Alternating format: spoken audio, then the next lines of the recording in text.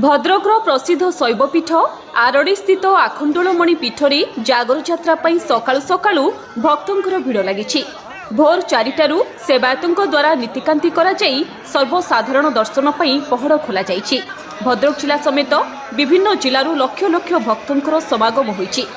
बाबा आखंडगढ़ जो आज प्रसिद्ध जागर यात्रा रही एथि उत्सव मुखर होइछि समग्र पीठ एवं जो रही स्वतंत्र नीतिकांति रही भोर 4टार मंदिर पड़ खोला होता परे परंपरा अनुसार जो पालिया सेवायतों पक्षर खेचुड़ी भोग और रजा पक्षर कनिका रजा पक्षर घर्षण लगी बर्तमान साण मेला रही राति 11टा जाए बर्तमान भक्त मैंने साण मेलार दर्शन करेंगे और जो 4 प्रहर घर्षण रही संध्या 6 रू राति 12 जाए 4 प्रहर हम रात 1टार सुनावेश और भोर 5टार महादेव मंदिर चूड़ा उठब।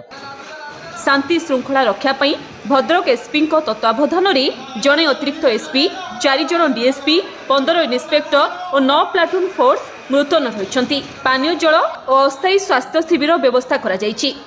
कहला बेले मानसिक भितर मो पढ़ा मो कैरियर आसी भगवान को पाखक आउ बहुत विश्वास भी अच्छे जे मु माने बाबा हूँ पूरण करेंगे कहीं बहुत आशा भरोसा आउ समस्त भी माने भरोसा अच्छी बाबा ऊपर तो सही आशा को लेकिन आसी। प्रति वर्ष मु जागर को प्रति वर्ष आसिक बाबा को दर्शन करके जाए आ जहाँ भी मनस्कामना थाए बाबा को मागे बाबा भी पूरण करती।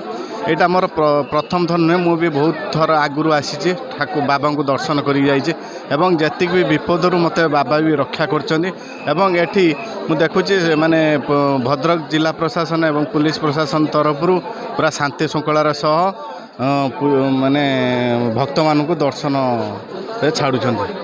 भद्रकरू सनातन राउतों रिपोर्ट धरित्री लाइव।